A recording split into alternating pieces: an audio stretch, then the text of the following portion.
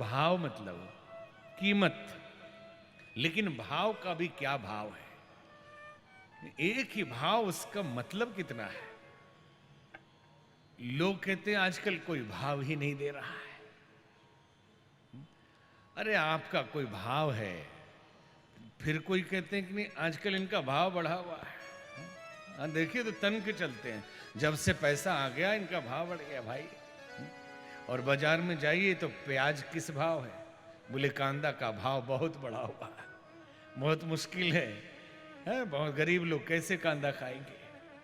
साधु लोगों को ठीक है, खाना ही नहीं, इसलिए कितना भी बढ़ो। तो भाव, और एक भाव हृदय की संवेदना की प्रतिक्रिया, वो भाव है। कहते हैं ना पवित्र भाव से भजन करना चाहिए। और समाज में जो दिखता है वो भी भाव ही है, लेकिन उसमें उपरा लगा हुआ है, प्रभाव है। और जो हमारा चरित्र है वो भी एक भाव ही है, वो स्वभाव है। भाव ही तो है।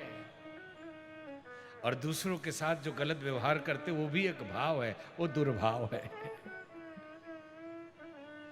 तो जल और दूध अलग अलग भाव के हो जाते हैं अगर खटाई कपट की पड़ जाए। प्रेम संबंध, रिश्तेदारी, दोस्ती, मित्रता, रिलेशन, ये टूट जाते हैं यदि उसमें झूठ और कपट आ जाए। मनोवैज्ञानिकों ने विश्लेषण किया कि आदमी झूठ बोलता क्यों है। आदमी क्यों झूठ बोलता है? तो कहा झूठ इसलिए बोलता है कि उसे डर लगता है कि कहीं सच बोल दें तो बात बिगड़ न जाए, तो बचने के लिए झूठ बोलता है।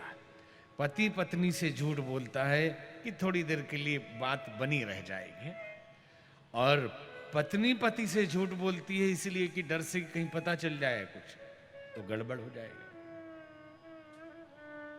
बच्चे माँ बाप से झूठ बोलते कहीं नाराज ना हो जाए, कर्मचारी अधिकारी से झूठ बोलते हैं।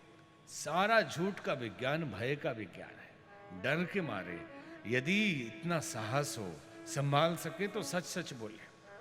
झूठ बोलने में परेशानी एक तो है कि तनाव बहुत रहता है।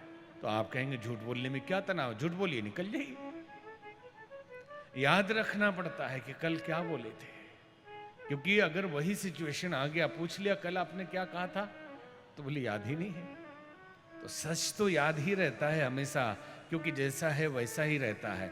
झूठ याद रखना पड़ता है, और जिसके लिए झूठ हमने बोला है वो सामने मिल जाए और दो आदमी बातें करने लगे तो मन में लगता कहीं पता तो नहीं चल गया, कहीं जान तो नहीं गई कि मैंने बोला था ये झूठ।